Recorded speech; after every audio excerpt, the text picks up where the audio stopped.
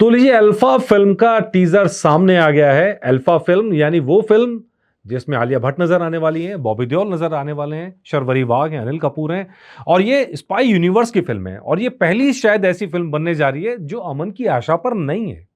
Yash Raj film के जो पूरा स्पाई यूनिवर्स है उसके ऊपर एक ठप्पा लग गया है कि अमन की आशा, फिल्म बनाएंगे अमन की आशा।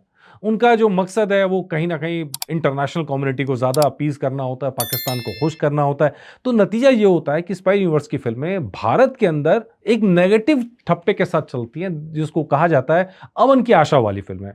अब नतीजा ये हुआ कि ऐसी सारी स्पाई यूनिवर्स की फिल्मों को भारत की ऑडियंस ने नकार दी। बड़ा कलेक्शन करने के बाद भी जितना पोटेंशियल था उतना पोटेंशियल पे फिल्में कमा नहीं पाई और उसका असली रंग जो दिखा वो दिखा धुरंधर में। जब धुरंधर आई तो स्पाई यूनिवर्स क्या कर सकता है धुरंधर से अंदाजा लगा। लेकिन यहां बात उस सब की नहीं हो रही है, यहां बात हो रही है अल्फा की, जिसके अंदर आलिया भट्ट और बॉबी देओल एक टेबल पे बैठे हुए नजर आते हैं और टेबल पे बैठे पार्टी वार्टी का सीन बड़ा धांसू सा सीन लग रहा है। और धांसू किस्से सीन में जो आलिया भट्ट है वो कहती है थैंक यू पापा इतने अच्छे गिफ्ट के लिए। 18 साल की उस समय हो गई है। अच्छा, इसके बाद वो एक पहला मिशन उसको पकड़ाता है। यहां जो बॉबी देओल के चेहरे पर भाव है ना, वो आप देखिए समझ में आएगा कि क्यों उनको इतना मंझा हुआ कलाकार माना जाता है। क्यों उनके चेहरे पे बिना कुछ ज्यादा शब्द कहे वो जो एक्सप्रेशन है वही एक्सप्रेशन वहां पर निकल के आता है। इस टीजर से पता चलता है कि भाई अभी तक तो बॉबी देओल को विलन माना जा रहा था, लेकिन इस टीजर से पता लगता है कि वो तो भारत की ऐसी यूनिट है जो सबसे बढ़िया सोल्जर बनाने वाली यूनिट है, उसमें सोल्जर्स को बना रहे हैं। हालांकि बाद में किस तरह चीजें बदलती हैं, बाद में विलेन कैसे बनते हैं, क्या बाद में होता है, वो सब बाद की बातें हैं। लेकिन फिलहाल तो जो इस टीजर से सामने आ रहा है वो ऐसा लगता है कि भाई वो विलेन तो है ही नहीं। वो तो एक ऐसी सोल्जर अल्फा को बनाने वाले जो हैं और उनकी बेटी वहां पर दिखाई गई है इसमें, जो उनको सर सर करके बोलती है ना, ऑल दैट। लेकिन आलिया भट्ट मतलब स्पाई यूनिवर्स के अंदर मतलब जिस तरह की मैजिक क्रिएट करने की कोशिश की गई है यशराज फिल्म्स ने, वो कोशिश मतलब मुझे बहुत कामयाब होती हुई नजर नहीं आई है।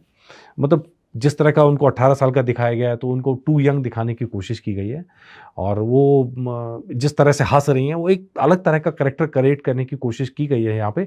लेकिन स्टिल जिस तरह का मैजिक की उम्मीद यहाँ पर कर रहे थे उस तरह का मैजिक की उम्मीद यहाँ पर नहीं, चीजें होती हुई नजर नहीं आ रही हैं। दूसरा सबसे बड़ा आरोप लग रहा है कि एक फिल्म है लाफिमा निकिता करके, लाफिमा निकिता, कहा जा रहा है कि उसका हूबहू जो जो टीजर है उसके बारे में कहा जा रहा है कि हूबहू अनुवाद लग रहा है, कि एक एक सीन उठा के लगा दिया गया है, एक एक सीन कॉपी कर लिया गया है।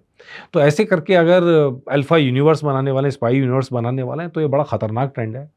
पहली परेशान है यहाँ पर कि भाई कुछ ऐसा नया कंटेंट नहीं लेके आ रहे हैं जिसको कह के कहें कि दिल खुश हो जाए। जैसा धुरंधर के साथ वो गोर थी, वॉयलेंस था, सब था, लेकिन एक रॉ था, काफी ऑथेंटिकेटेड चीजें लगी। लोग कनेक्ट कर पा रहे थे कि अच्छा वहां तो ऐसा हुआ था, ये हुआ था, वो हुआ था।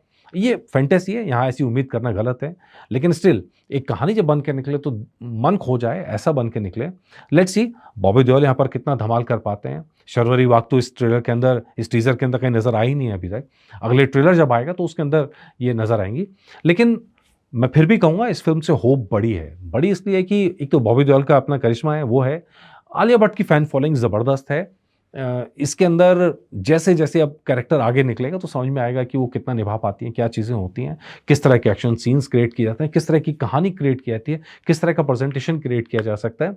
लेकिन फिलहाल इस टीजर को देख के सिर्फ इतना ही कहेंगे कि एक अच्छी ओपनिंग की उम्मीद लग रही है कि यहाँ से कि शायद एक अच्छी कहानी देखने को मिल सकती है। लेट्स सी कैसी बन के निकलती है। जो अपडेट होगा वो आपके लिए जरूर लेके आएंगे। नमस्कार।